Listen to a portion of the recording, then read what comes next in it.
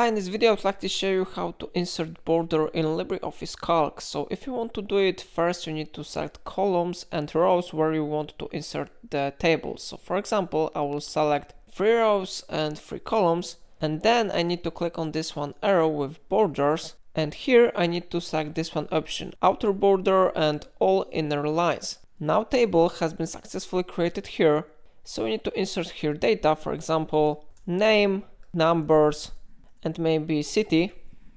So name I type Matthew, and John, numbers maybe 50 and 70, so I type it here, and city maybe London and New York.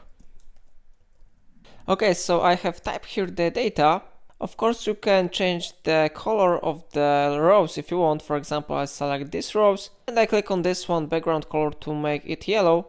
And you can insert here auto filter if you want. You can select the data, you can go to data, you can select here auto filter, and for example you can select the data that you want to filter. For example, I select here Matthew and I uncheck John, I click OK, and only Matthew will be visible here. So in this way you can use tables in LibreOffice Calc. If I helped you to do it, remember to like this video and subscribe my channel, and please let me know in comment if it solved your problem.